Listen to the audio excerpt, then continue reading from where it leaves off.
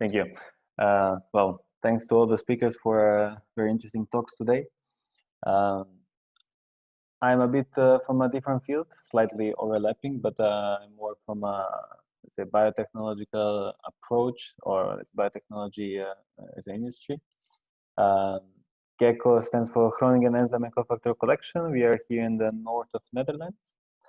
And as I said before, I'm here on behalf of Enzymes Consortium, and this is a RISE project funded by Marie Curie Action and Horizon 2020. And in this consortium, we try to identify and isolate new bacterial lignolytic enzymes, so enzymes active on lignin or lignin components. We try to improve these enzymes through enzyme engineering to improve their performance. We also study them from a fundamental aspects to understand the mechanism, how they work, so we can make them work better. And we try to set up some enzymatic process for lignin depolymerization. This consortium is coordinated by ITQB with Professor Lydia Martins as the main leader of the project, and with quite some EU beneficiaries from Netherlands, Italy, Germany, Spain, Finland, and well, also partners from Argentina and USA. And here at these links in the bottom right, you can find out more about the project. I will give a brief overview of what is Gecco, what is that we do, and then how can we help in a lignin valorization. So I will mention some of our oxidoreductases services that we do, and hopefully get some of you engaged in collaboration. So Gecco was started in 2007 as a part of University of Groningen as a commercial activity, or let's say attempt to start a spin-off. We started by offering cloning expression of novel genes, so making new enzymes, production optimization and expression from a small scale of 1 ml up to a medium lab scale of 10 liters fermenters. We develop screening methods for new enzymes. We characterize them. We supply some of unique cofactors. And since, well, exactly 1 year, we are a spin-off company, so fully independent, but still located here in Groningen. Founding team is shown here. Professor Marco Fraaije and I started Gecco in 2017, and Ugo van Bekke joined in 2018. And since then, we also grew a bit. We have a few more employees, but we are very small and very young SME. We started the market by offering enzymes that we have in our portfolio for R&D purposes. So this was a milligram to gram scale that various customers from industry and academia could test and screen for their target reactions.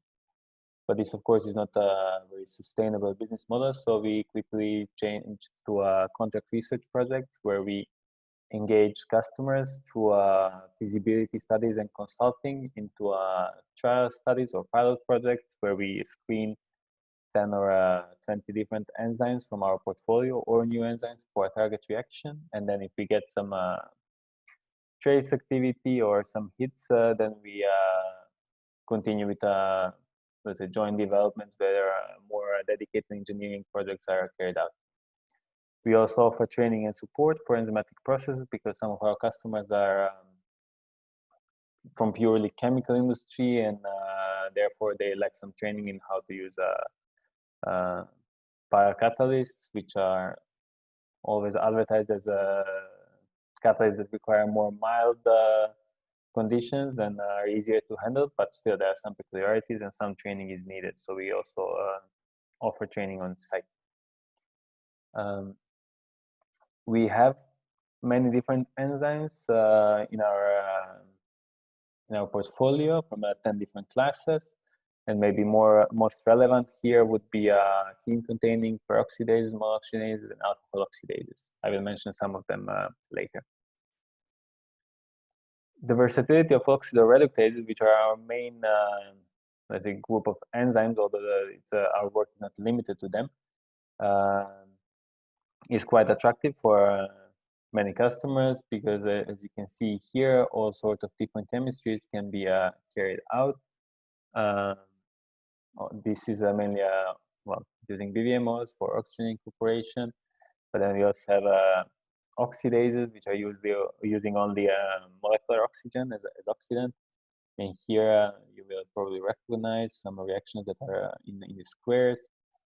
And this is oxidation of vanillin alcohol to vanillin, or eugenol to coniferol alcohol. And here we have enzymatic process for conversion, three-step oxidation using single enzyme of HMF to FDCA as a building block for plastic. In our PhDs and postdocs, and these years before we started our company, we worked on many different projects where we engineered enzymes for improved stability or activity, and for this we had to develop optimized medium throughput protocols for the quick execution and making enzyme libraries. And this is one of our main pipelines for carrying out all sorts of projects. And we are very competitive in terms of time and prices compared to other few companies that can offer similar services. One of the main service or most demanded is enzyme stabilization. If you can stabilize enzyme, increase their stability, you can carry out your process at a higher temperature, but also you increase the shelf life, and you increase the process economics. Also, it was shown already that most of the enzymes that are more thermostable are more resistant to inactivation to organic cross-solvents. This is often required for dissolving substrates or products. So FRESCO is a computational protocol developed at the University of Groningen, and this algorithm calculates all possible mutations in a protein that will lead to a stabilized mutant, and then from those couple of thousand predicted mutants, we usually make 50 to 200, and from here we get at least 10% hits that are combined. So these are single mutants combined in a multi-point mutants, and here you can see one of the first examples where a wild-type enzyme in black shows quite limited thermostability, while improved variant has a 30 degrees higher stability. This protocol was further used on many different enzymes from different classes, and also different quaternary structure, monomers, dimers, tetramers, with or without cofactors, and for all of them the temperature stability was improved significantly. The most striking example is the last one, which is ADHA, so alcohol dehydrogenase, that was improved for 45 degrees on top of 45 degrees of a wild type. So this enzyme can work at 90 degrees without any problems.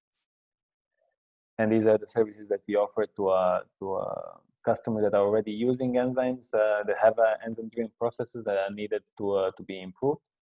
And this we do together with another Spanish company, which is specializing in silico computation. And this is Enzyme Biomodeling from Barcelona. So if you have any questions on this, you can contact me. And now a few slides on lignolytic enzymes. Some of you probably know that lacases and some peroxidases are tested for quite some years for well, different purposes, or wastewater treatments, textile dye effluents treatments, and they're quite successful in those applications. But then for lignin depolymerization, it's quite difficult. And normally, if you try to test for lignin depolymerization or for this, for example, model compounds, what you get instead of depolymerization, you get further polymerization.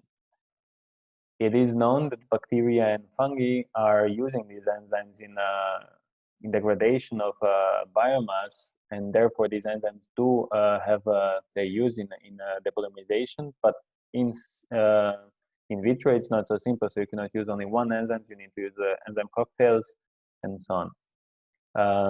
In our previous work, we tried also to find a different use for these enzymes, and this is to use exactly the same reaction for making, for example, from vanillin you can make divanillin, which is a flavor compound, which is more price or more wanted than vanillin, but the one which is naturally occurring is not produced in sufficient amount, so yield is very low, so it's not economically feasible. But if you could make it with enzymes, you could still market it as a biovanillin, which can be used. Furthermore, we tried to combine oxidases and peroxidases from our collection, and these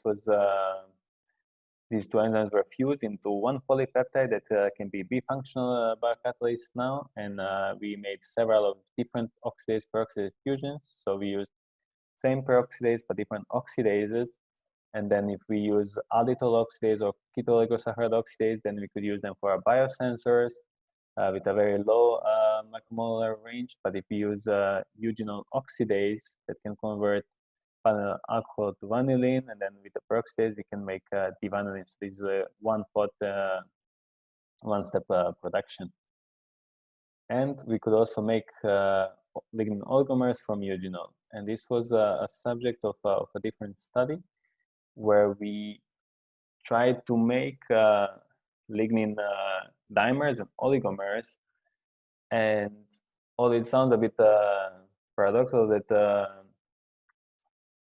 everybody wants to degrade lignin and we are trying to make it, there is a need, or there's a market or niche for this, and that's that all the lignin molecules that are used normally in our research, like craft lignin or alkyl lignin or sulfolignin, they are quite different as compared to natural lignin. So if you want to degrade, or if you want to study the effect of your process on a natural lignin, you are missing an actual model compound. So here we show that if we use eugenol with eugenol oxidase, we can make coniferol alcohol, and the side product is hydrogen peroxide, which in the second step is used by a peroxidase, so bacterial peroxidase or HRP, which is then oxidizing further this coniferol alcohol, and we have this is a radical reaction, so then we can have different kind of lignin dimers. If you use, since this eugenol oxidase can use all sorts of monomers, so all three different types, then also you can make different kind of products. For example, here if we use 4-al-2,6-dimetoxyphenol, we could make syringa resinol as a dimer in a high yield. So if we do a 1 gram conversion, we get syringa resinol with more than 80% yield. Using 2D NMR, we show that these lignin oligomers contain all types of bonds which are present in the natural lignin. And by using size exclusion chromatography, we could show that these are quite small, but still have enough units to contain all the different bonds. So these are like around 1,000 Daltons. And when we do 1 gram conversions using these two enzymes, we can get half of gram of insoluble, water insoluble oligomers, and the remaining 50% we get water soluble dimers. And there are already some studies which used our oligomers for their processes. So one of them is shown here, where pyrolysis valorization was tested using different sources of lignin, lignin of different sources, but also including our molecules. And with that, since we are already a bit late, I just want to point out that Gecco Biotech can be your hub for enzymes-related questions. I know that this is a lower TRL than what most of you are doing, but if you intend to develop a more innovative process, or you want to look into to scout new types of reactions, or test some of enzymes from our portfolio, test our oligomers, or well, if you are interested in joint projects, we are also open for collaboration.